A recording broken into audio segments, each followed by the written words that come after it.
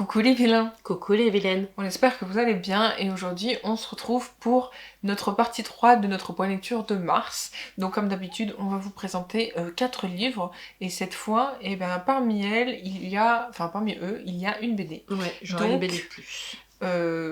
Donc deux chacune comme d'habitude, enfin vous avez l'habitude à force, voilà, on va pas se trop s'étaler. C'est parti!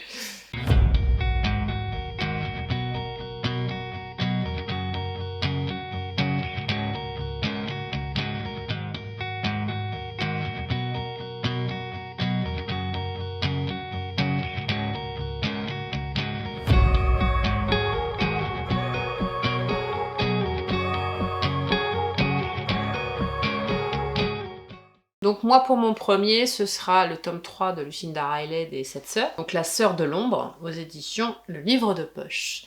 Donc vous savez que j'ai lu les deux autres premiers, dans d'autres vidéos si vous avez envie d'aller voir les avis que j'ai donnés. Donc là pour celui-ci on va suivre Star, la troisième donc. Et on va se retrouver en Grande-Bretagne pour sa quête d'origine, puisque vous savez que le principe des 7 sœurs, c'est une quête pour chaque sœur d'identité, vu qu'elles ont toutes les 6 été adoptées par un papa.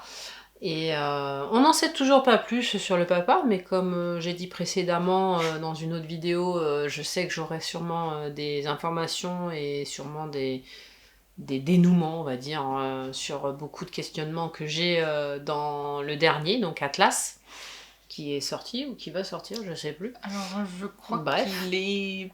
Je crois qu'il est sorti. Enfin bref. Je sais pas. Bref. Donc là, on suit Star en Grande-Bretagne, donc comme j'ai dit, pour sa quête d'identité. Et on va suivre son parcours, très intéressant parce que elle est beaucoup... comment je pourrais dire, sa quête d'identité va être très enrichissante pour elle, dans le sens où, mis à part la quête de ses origines, qui est très importante aussi pour elle, il y a aussi cet aspect avec Cécé, la quatrième, car elles sont très très liées toutes les deux. Et en fait, le fait de partir dans leur quête respective, l'une et l'autre, va essayer un peu de les délier, de les... sans qu'elles ne s'aiment plus, hein, pas du tout, hein, au contraire, elles s'aiment toujours autant, mais elles faisaient vraiment tout ensemble. C'est-à-dire que même Cécé parlait à sa place, elle prenait des décisions, elle gérait beaucoup de choses pour elle, et Star en fait se retrouve aussi elle-même en faisant cette quête. Donc il y a ce petit aspect un peu d'indépendance pour chacune qui est bien relevé dans celui-ci. Et qui fait un petit peu tristoun hein, parfois parce que Cécé a ce sentiment d'être laissée un peu pour compte pour une fois et pour la première fois de sa vie parce que elle faisait un binôme, elle formait un binôme depuis leur plus jeune âge et parce qu'elles partageaient tout, hein, leur chambre, leurs idées, leurs grosses décisions. Star devait aller dans une grande université, elle n'y a pas été parce qu'elle a suivi sa sœur, elles ont parcouru le monde, donc elles étaient vraiment un binôme. Et là, le binôme s'effrite un petit peu, mais quelque part c'est pas gênant en soi puisque c'est normal. Oui, enfin c'est normal oui et non, c'est pas normal parce que elles sont habituées à avoir ce binôme là, mais d'un autre côté c'est bien aussi parce qu'elles s'affirment l'une et l'autre dans leur propre chemin quoi de vie et c'est quand même important de pouvoir se trouver et puis comme elles ont des quêtes d'identité pour leurs origines, ça devient intéressant et elles sont obligées de toute façon à un moment donné de partir chacune de leur côté pour pouvoir faire ce qu'elles ont à faire. Et non, c'est ces deux petits côtés là très intéressants dans celui-ci. J'ai trouvé qu'il avait moins de longueur que le deuxième parfois. Il y avait, voilà, je me suis bien régalée. Comme d'habitude. Ouais, j'ai hâte de lire le quatrième. Donc avec Cécé. Non, parce que comme chacune a vraiment sa perspective dans leur quête, et puis là c'est très intéressant parce qu'on se retrouve dans l'univers du livre aussi, puisque j'en dirai pas plus. Donc c'est très intéressant et Et ça parle ouais, de sa quête d'identité. Et non, j'ai pas été déçue du tout. C'est genre vraiment, elle arrive à ce que chaque sœur soit différente et que. Elle arrive à ce que chaque sœur soit différente. différente, avec des personnalités différentes. Hein. La preuve, hein, Star est beaucoup plus introvertie que CC, qui est plus dynamique. Donc il y a vraiment ce truc où elle arrive quand même à faire une histoire pour chacune, quoi, au final. Bah oui, parce que regarde, Ali était à des origines de musicien.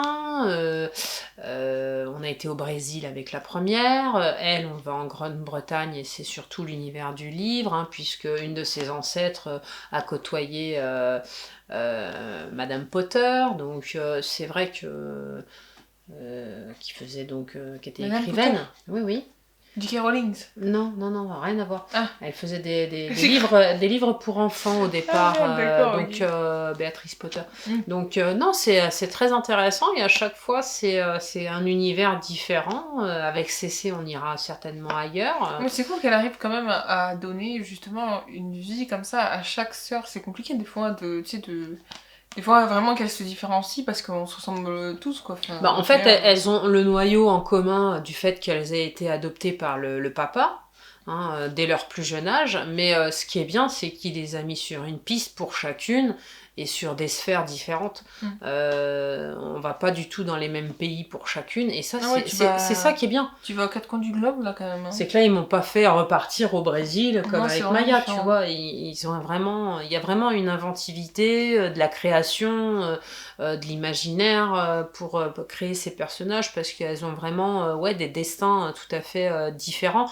Bon, après, il y a une chose qui revient, c'est que pour les 3 première, en l'occurrence, je sais pas comment seront les autres, hein, ce sera la surprise, elle trouve l'amour. Toutes. Bah pour l'instant, toutes les 3. En général, c'est souvent ce qui fait aussi, peut-être le déclic aussi. Ouais.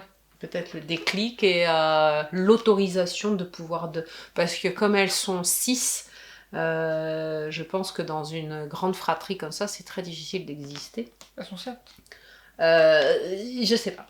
On connaît pas le destin de la 7e, donc je ne sais pas. Ah oui, c'est pour ça que tu dis ça. La 7e, sur le globe que leur a laissé le papa, il y a l'anneau, mais il n'y a rien dessus.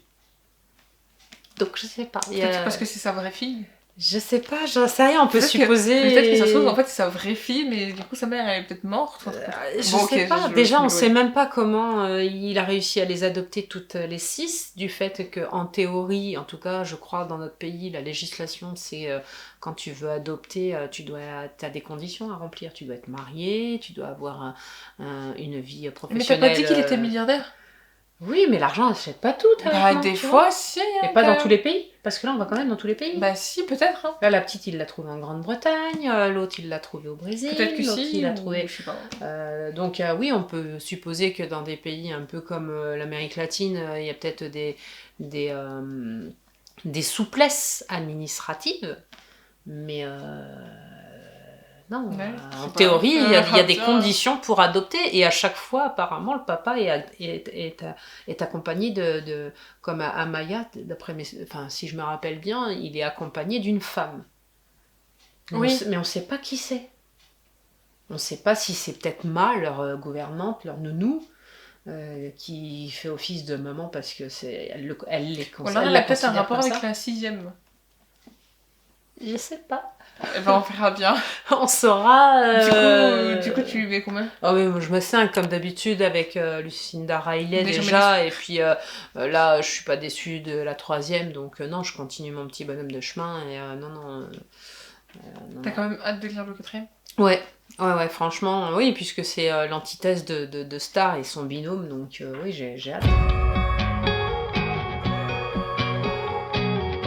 Ensuite, moi, je vais vous parler de La vie en vrai d'Emma Green, aux éditions Addictive. Donc, c'est un livre qui parle de sujets actuels comme le harcèlement scolaire. D'ailleurs, c'est, on va dire, le sujet principal du livre, au final. Oui. Pourquoi je te dis au final parce que tu l'as pas lu ? Bah non, oui, je l'ai pas lu. Et puis, de toute façon, c'est un sujet qui est moins tabou maintenant et qui s'ouvre un peu. C'est vrai. Mais quand même, il dénonce quand même le fait que les établissements scolaires font pas forcément toujours ce qu'il faut à temps. Tu vois, comme on l'a vu par exemple dans Prison Noailles, tu vois. Après, c'est délicat de... Oui, voilà. Bon.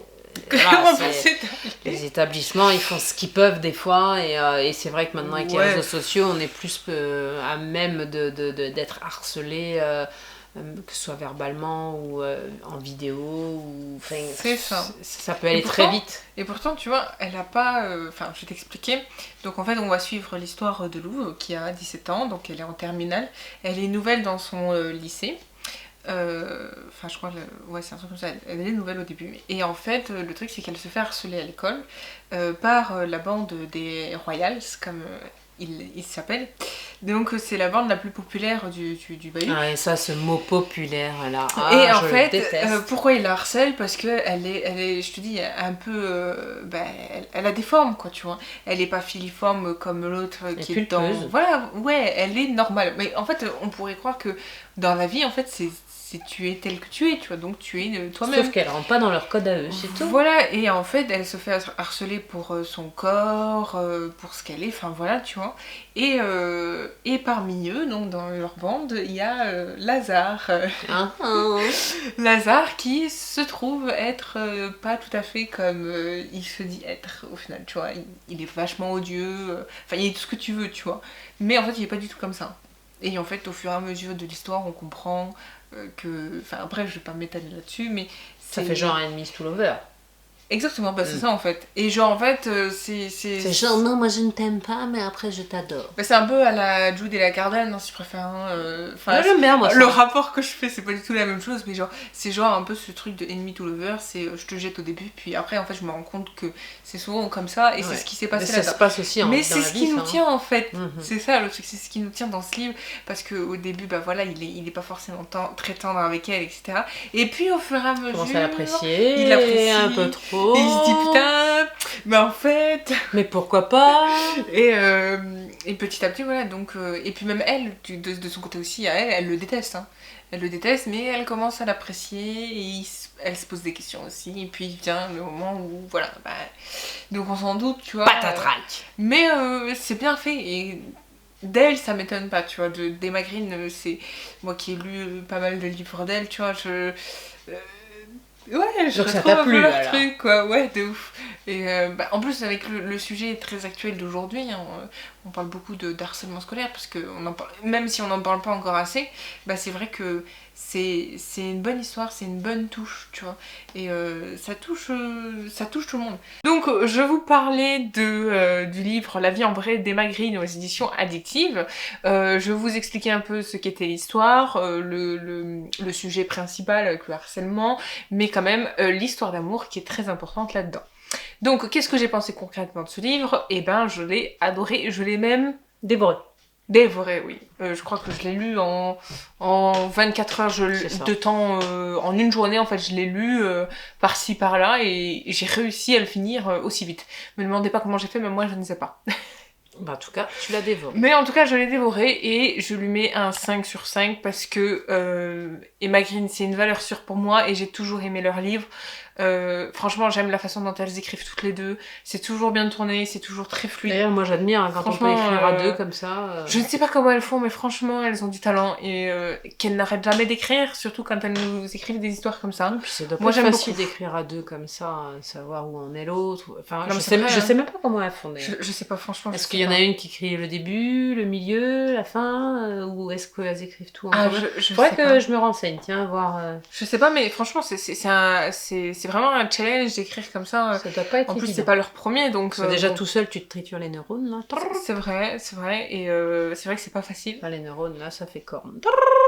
C'est les cornes de Garnator qui ressortent. Bon, ok, je m'étale. Mais sinon, ouais, j'ai adoré. Avec les cornes de Garnator. Mais j'ai adoré. Et je pense qu'on est beaucoup à avoir aimé ce livre. D'ailleurs, c'est pas cordial. C'est un livre que t'aimerais lire. Je sais plus la règle de ce que tu viens de dire, mais... Parce que moi je l'ai pas vu, ouais, c'est pour ça. C'est pas juste, c'est pas cordial, c'est pas gentil, et puis il y en a encore un autre.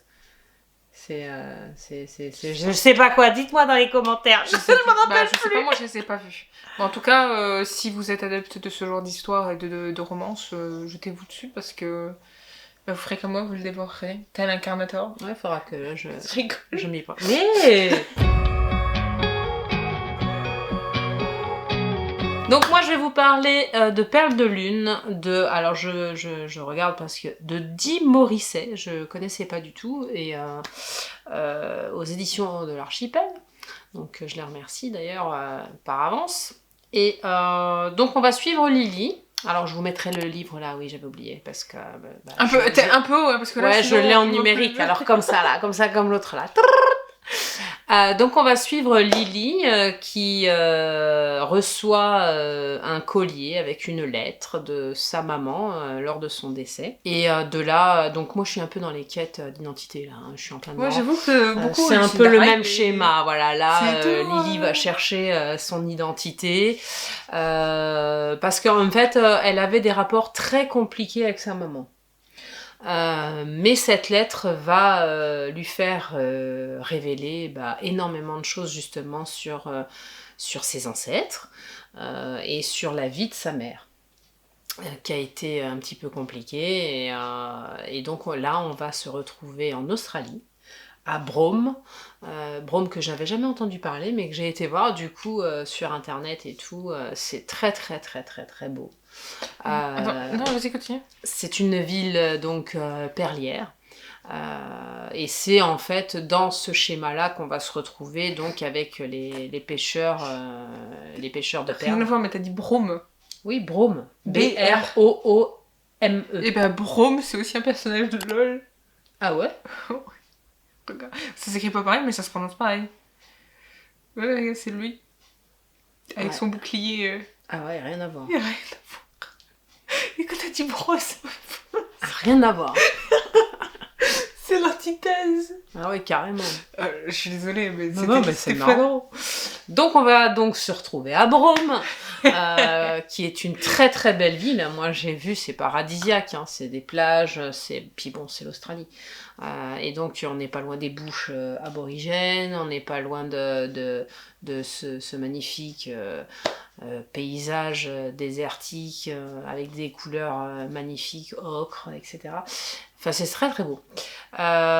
Mis à part ça, donc on va donc suivre Lily et elle va donc se diriger en Australie.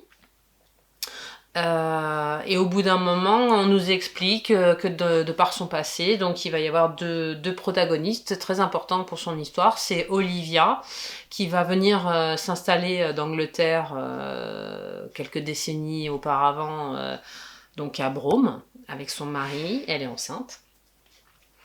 Et ils vont rencontrer John... Marston. Non, John Tyndall. Ah, faut pas que j'oublie John, parce qu'il est très très important. C'est un personnage que j'aime énormément dans cette saga. Et il est très très important pour elle aussi, puisque... non, je peux pas dire. Bon, en tout cas, tout ce que je peux dire, c'est que c'est une belle quête d'identité. C'est des très très beaux paysages à la Tamara McKinley. Vraiment pour ça je l'ai beaucoup beaucoup aimé, la preuve ça m'a tellement intéressé les paysages que j'ai été voir. J'ai beaucoup aimé aussi la quête d'identité parce que voilà ça me plaît bien ce genre de procédé. Ça reste néanmoins quand même il y a des parties quand même où j'ai quand même su certaines choses un peu à l'avance, ce qui est un petit peu dommage. Bon, c'est un peu bourré de clichés, mais bon, les amours sont bourrés de clichés. Il y a un petit peu de tout. Il y a de l'amour, il y a beaucoup d'événements très tristes à l'intérieur, mais qui font partie aussi de la vie. Par contre, il y a une chose qui m'a beaucoup plu, c'est toute cette recherche sur les pêches perlières. C'est très très intéressant, c'est très bien documenté, on s'y croirait, on a juste envie d'y aller, même d'aller pêcher avec John, ça m'aurait pas déplu du tout, et voilà, donc ça c'est vraiment un des points que j'ai beaucoup aimé, avec les paysages, l'histoire, la quête. Après voilà, il y a quelques petites longueurs, mais justement qui font qu'on sait déjà un peu ce qui va se passer. Mais ça reste quand même une très belle histoire. J'ai passé un très bon moment avec. Je vous le conseille si vous avez envie de découvrir l'autrice. En tout cas, moi j'ai passé un très très bon moment avec ces personnages, hein, surtout John. Moi j'ai beaucoup aimé John et Olivia qui font vraiment partie des méandres que va vivre Lily et pourquoi, du comment, de ses ancêtres et de sa maman. Juste un petit indice, sa maman était quand même affiliée à John, etc. Donc je n'en dis pas plus parce que sinon je vais m'étaler. Vous n'allez pas vouloir le lire après, donc c'est pas la peine. Tout ce que je peux dire, c'est que c'est quand même une belle histoire et on y est bien dedans et je vous le conseille et je lui mets 5 parce qu'elle écrit très bien. L'histoire est très bien, même s'il y a quand même quelques trucs qu'on savait un petit peu. Tu te doutais? Je me doutais. Il y en a d'autres, alors c'est Mitch, hein, il y en a certains que je me doutais, il y en a certains que je savais pas et c'était assez Mitch, hein, mais vraiment on a beaucoup de doutes qui s'avèrent vrais. Donc Ensuite, moi je vais vous parler de comment le prince Cardan en est venu à détester les histoires de Holly Black aux éditions Rajot. T'es une groupie quand tu fais ça. Oui. Enfin, passons. Ce livre, je l'ai donc... Je le veux. Oui, c'est vrai, je voulais absolument le lire. Je voulais absolument le lire, mais je vais vous expliquer quelque chose. Alors, les illustrations, elles sont magnifiques. Ce livre c'est le prix à payer pour m'avoir embêté. C'est une petite pépite. Mais je dois dire quand même que ce livre est trop court. Après, moi j'ai vu, je vais vous faire voir les amis, il y a quand même de beaux dessins. Ce livre est trop court et en fait ça nous raconte l'histoire un petit peu de... Vas-y. Non mais attends, montre celle-là. Celle-ci elle est belle. C'est très joli ça, regardez. Ça c'est très joli. Je m'arrête dans mon explication du coup. Et là il y a Jude sur la couverture, t'as vu? Mais je veux pas savoir, moi j'ai pas lu la suite. Faut pas me dire. Je trouve très très joli, hein. Il y a des illustrations partout, il y a des sortes d'enluminures là en chapitres là, c'est très beau, hein. Il est très beau ce bouquin. Donc on part du côté cette fois de Cardan qui va faire la rencontre très jeune. On nous conte justement cette histoire où il se rencontre, il fait la connaissance d'une troll qui s'appelle Aslog. Et en fait c'est quelqu'un qui va lui raconter une histoire et en fait, bon je vais pas trop spoiler qu'est-ce que c'est l'histoire. Et en fait, au fur et à mesure des années, l'histoire, elle change. Grosso modo, c'est ça. Je vais pas spoiler pour ceux qui veulent pas savoir. Et en fait, du coup, on va suivre une sorte de mini-quête, puisque plus tard, en fait, Jude va être à la poursuite de... Mais bien plus tard, il est déjà avec elle et tout. Enfin bref, je passe le truc. Oui, m'en dis pas trop non plus. Je dis pas trop non plus pour ceux qui n'ont pas trop lu les livres. Et en fait, elle va avoir cette petite quête je vais y arriver, pour chasser Aslog. Et en fait, Cardan va vouloir l'aider parce qu'Aslog, c'est quelqu'un qu'il connaît. Voilà. Donc, est-ce que ça finit bien, est-ce que ça finit pas bien, je vous le dirai pas. Bref, voilà. Non, mais on spoil pas. Voilà, je vous spoil pas. C'est bien, mais c'est très court.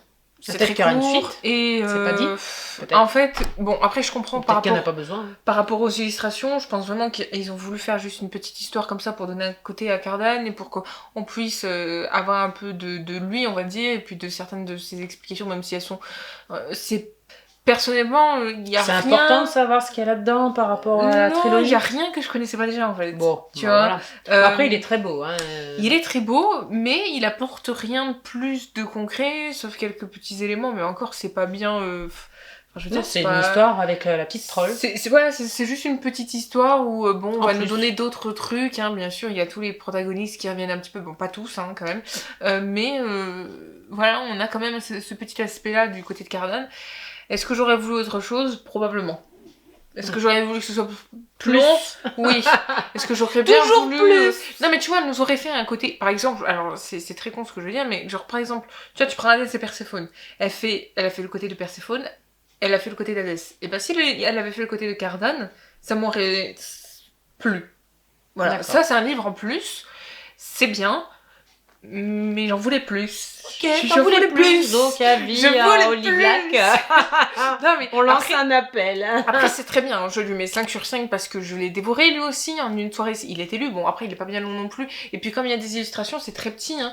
Tu lis, voilà, regarde, tu regardes cette page, c'est pas, tu Non, vois, c'est très chouette. voilà, c'est pas bien long. Mais moi j'ai adoré, bien sûr.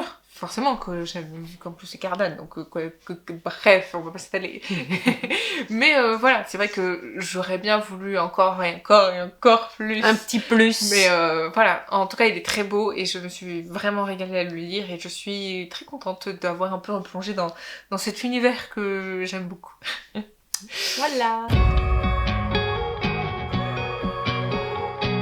Moi, pour finir, je vais vous faire mon petit avis sur le photographe de Mauthausen des éditions Le Lombard. Tu veux que je le tienne aussi, non? Non, ça va. Il est un peu lourd, non? Non, ça va. Ça va aller? Et donc, on part avec Francisco Bois. Donc, c'est tiré de faits réels. Je dois le dire. C'est important. Donc, on va suivre l'histoire de Francisco Bois, qui est espagnol et qui est photographe. Et donc, il va atterrir, je vous dis pas pourquoi ni comment, je vais pas tout vous dire, si ce n'est qu'il va atterrir donc dans ce camp de Mauthausen où il va, comment je pourrais dire, Bah, il va photographier des gens, non? Non, alors au départ, non, c'est pas au départ. C'est ce camp Mauthausen, c'est un camp de travail, mais de travail, comment dire? C'est un camp de concentration, non? Oui, enfin c'est plus un camp de travail où on épuise les personnes jusqu'à temps qu'elles puissent plus. On les affame, etc. Donc je vais pas rentrer dans les détails. Vous savez comment c'est à cette époque-là et dans ces camps-là. Juste que on nous raconte cette histoire en bande dessinée, j'ai trouvé ça super bien. Et Francisco en fait va être donc enfermé dans ce camp. Et il va jouer de stratégie au péril de sa vie et celle de ses camarades enfermés aussi. C'est-à-dire qu'il va élaborer un plan pour sauvegarder des photographies. À des fins de si un jour il sort ou pas, à des fins de pouvoir condamner justement ceux qui dirigent ce camp. Alors, je sais pas si je peux vous le dire, parce que sinon ça vous donnera peut-être pas envie de le lire, mais je vais essayer de pas trop spoiler quand même. Il va réussir son plan, je vous dirai pas comment, etc. Si ce n'est que quand même dans l'histoire de cette BD, les négatifs, en tout cas les photos, arrivent dans les mains au procès de Nuremberg. Voilà, j'en dirai pas plus. C'est une très belle histoire et à la fin, ce que j'ai beaucoup aimé, et je l'avais déjà dit dans la palle, ouais. Il y a un dossier historique à la fin où on nous fait voir des photos réelles de lui-même, etc. Et donc on nous explique, parce que l'auteur de la BD ainsi que celui qui a fait les dessins ont pris un peu de liberté et nous ont romancé entre guillemets sa vie. Donc c'est très très chouette. Je trouve que d'avoir mis le dossier de leur recherche à la fin, ça a été super et ça donne oui, ça donne la documentation sur laquelle ils se sont appuyés pour pouvoir effectuer cette vraiment belle BD. Elle est belle, hein, quand même. Hein. Ouais. Et elle est imposante. Oui. Et vraiment, les dessins, je vais vous faire voir une planche là, que j'avais mis une fois sur Insta. Vous allez voir. Voilà. Bon, il est un peu lourd, le livre. Hein. Voilà, ça c'est une des planches. Et les dessins sont magnifiques. Là, on peut voir le camp à l'intérieur. C'est du boulot tout ça, en plus, de représenter chaque petite personne. Oui, puis les couleurs sont représentées de façon à ce que on sente bien que ce soit un peu glauque. Le climat est glauque. Il y a toutes les nuances de vert, de bleu, d'orange, un peu sépia parfois. C'est vraiment une très belle BD. Je me suis régalée à découvrir cet homme. et son parcours. Et voilà, donc je la recommande. Combien tu le mets? Moi j'ai beaucoup aimé, là on peut pas trop juger de la plume ni tout ça, mais l'histoire est super bien faite et moi j'adore les dessins, donc voilà, ça m'a beaucoup plu. C'est un univers quand même que t'aimes beaucoup, donc ouais, j'aime découvrir. J'aime bien le thème de la Première et Deuxième Guerre mondiale et bien d'autres encore, mais c'est vrai que là, mis en BD, j'ai trouvé ça très ludique, même pour les enfants. Après, est-ce que tu le conseilles quand même aux enfants ou pas? Alors je pense que pour un ado, ouais. Oui, ouais, mais ouais. un ado genre 14 ans, tu vois. Un ado, entre 13, 15, même après, voilà. Mais à partir de 13, 14, ça peut être bon. Ouais, avant c'est peut-être un peu jaune. Bah avant, il comprend pas trop le point de vue du camp.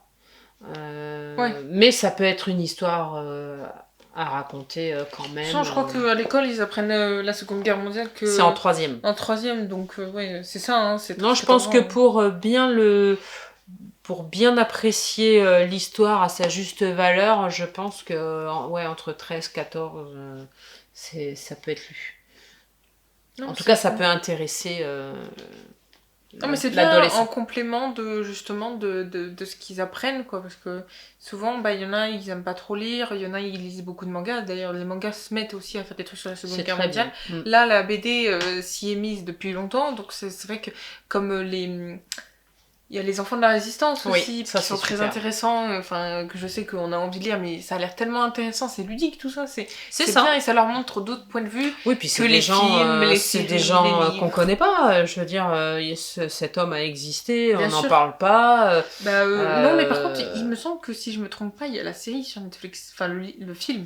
Oui, il y a le photographe de Mauthausen aussi, c'est je sais plus, c'est le même, je sais plus si c'est Mauthausen. Attendez, on va vérifier. Mais je sais que c'est vraiment une belle histoire et je trouve que ça peut compléter, comme tu le disais justement, l'histoire qu'on apprend à l'école et ça fait découvrir des personnages qui ont risqué aussi leur vie pour d'autres et puis pour ramener... c'est le photographe de Mauthausen aussi. Ah voilà, donc il a été mis en film aussi. Donc cette vidéo est maintenant terminée, on espère qu'elle vous aura plu, elle a été pleine de péripéties pour nous, voilà, on vous expliquera pas trop pourquoi, malgré que voilà, nous avons eu un petit problème technique, mais sinon, voilà, on s'est bien amusé. Mais on garde le sourire quand même. Voilà, toujours.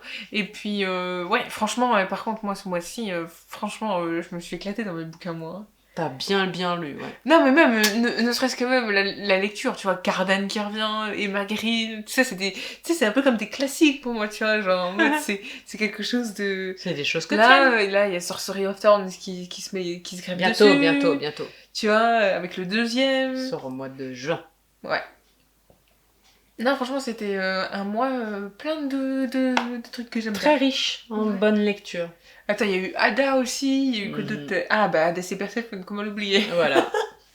Comment l'oublier, celui-là? Enfin, on espère on espère que cette vidéo vous aura plu et que on vous souhaite une bonne semaine de lecture et puis on se retrouve du coup bientôt pour une nouvelle vidéo et surtout n'oubliez pas de liker, de commenter et de partager et surtout la cloche.